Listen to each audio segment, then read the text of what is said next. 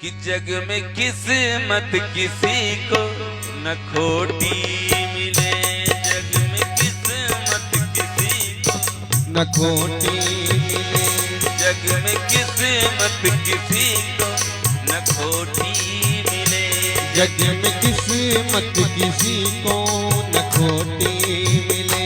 है मेरी राम जी से यही प्रार्थना, है मेरी राम जी से यही प्रार्थना, एक रोटी और एक लंगोटी मिले, एक रोटी और एक लंगोटी मिले।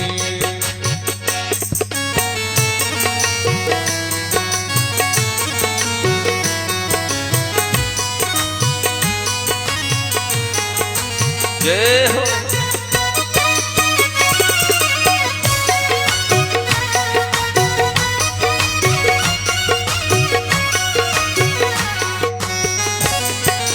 जय जय।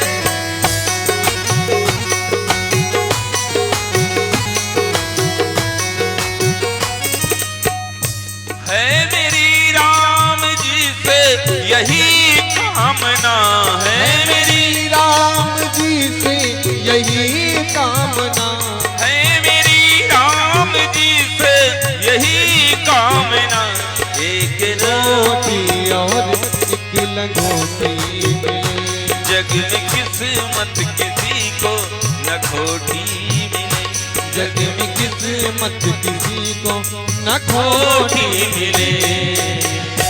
मेरे भक्तों, इस तरीके से आज दशरथ जी के जीवन में कष्टों का पहाड़ टूट पड़ा। दशरथ जी अपने महल आते हैं, दशरथ जी का मन मलिन है, दशरथ जी का मन शांत है। आज किसी की तरफ ना तो देख रहे हैं ना तो बातचीत कर रहे हैं। इस स्थिति को देख करके, इस परिस्थिति को देख करके सभी मंत्री संतरी और सेनापति, सेना नायक, रानियां पटरानियां सभी लोग व्याकुल हो गई।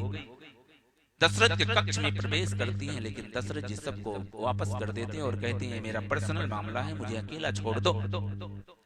एक दर्पण, दशरथ जी के कक्ष में एक दर्पण लगा है, दर्पण के सामने जाकर के खड़े होते हैं तो कान के ऊपर जो बाल है ये सफेद नजर आता है।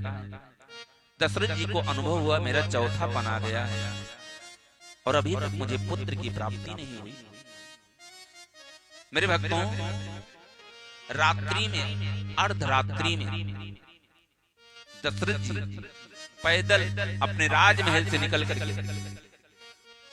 वशिष्ठ जी के आश्रम के तरफ पैदल जा रहे हैं। पीछे पीछे सुमंत्र जी। दशरथ जी मना कर दिए सुमंत्र को, भैया सुमंत्र आप जाकर के विश्राम करो, अर्धरात्रि हो गई है, मुझे अकेला छोड़ दो, ये मेरा पर्सनल मामला है। मेरे भक्तों, आप लोगों के जीवन में कष्ट आता है तो आप लोग कहां जाते हैं? कहां जाते हैं? डॉक्टर के यहाँ। हाँ? लेकिन दशरथ जी कहां जा रहे हैं? अर्धरात्रि में गुरुदेव के आश्रम में प्रवेश किए और मुख्य द्वार पे जाकर के, गेट के समीप जाकर के बेल को बजा दिया कि गुरु गृह गया तुरंत मैं पाला, गुरु गृह तुरंत मैं पाला, गुरु गृह गया तुरंत मैं पाला, गुरु गृह गया तुरंत मैं पाला, चरण लागी करी विनय विसार, चरण लागी करी विनय विसार, चरण लागी करी विनय विसार। मेरे भक्तों, जैसे ही मुख्य द्वार वशिष्ठ जी आके खोलते हैं ना, उसी समय चरण को पकड़ करके दशरथ जी चरण को पकड़ करके चरणों में लेट गए, दंडोत प्रणाम किए। वशिष्ठ जी कहते हैं राजन मैं क्या देख रहा हूं?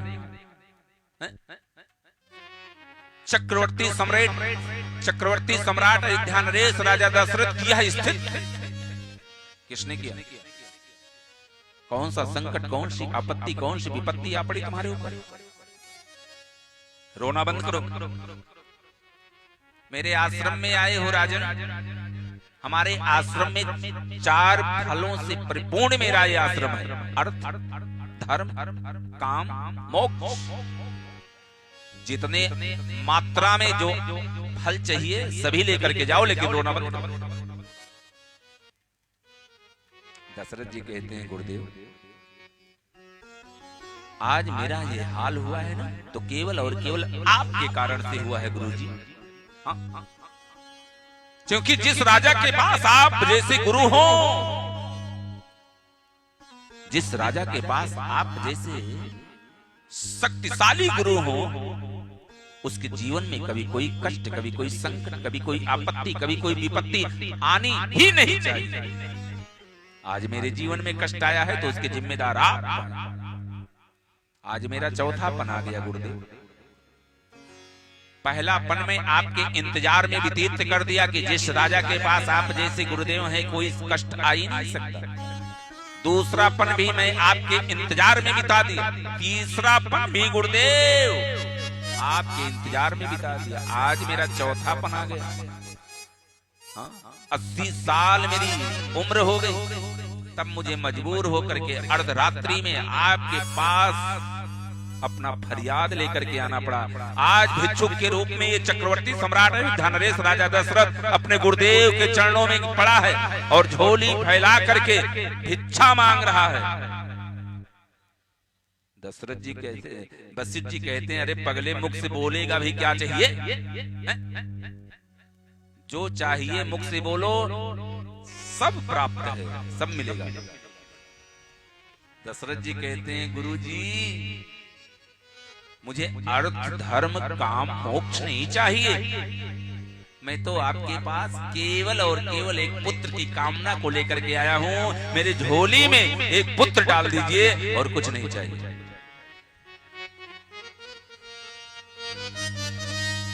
वशिष्ठ जी कहते हैं राजन आपने एक पुत्र मांगा तो मैं आपको एक पुत्र दिया। रोना बंद करो।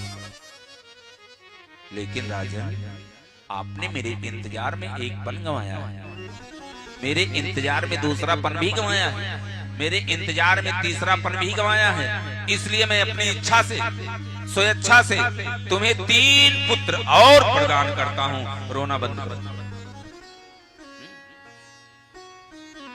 अच्छा आप लोग बतलाइए, आपके गांव में कोई ऐसा व्यक्ति हो जो 80 साल का हो गया हो और आगे पीछे कोई ना हो, एक रोटी का देने वाला, और गांव के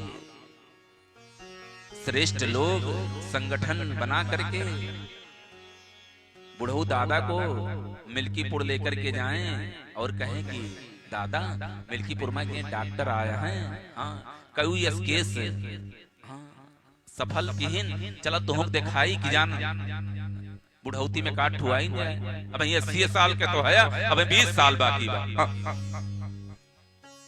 डॉक्टर के पास ले गए सब, डॉक्टर चेक किए, नाड़ी वाड़ी देखी,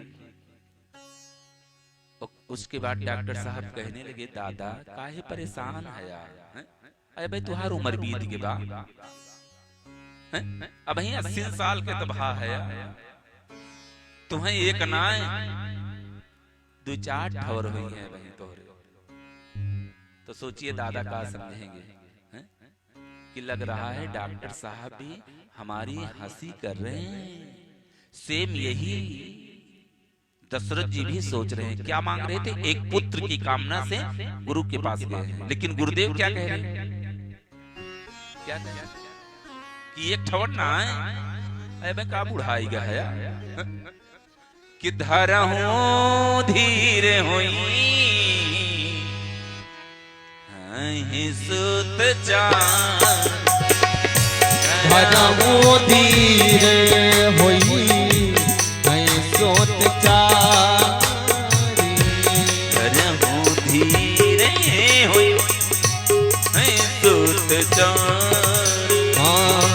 धरहु धीर हई सुख चारी त्रिभुवन वेद भगत भय त्रिभुवन वेद भगत भय त्रिभुवन वेद भगत भय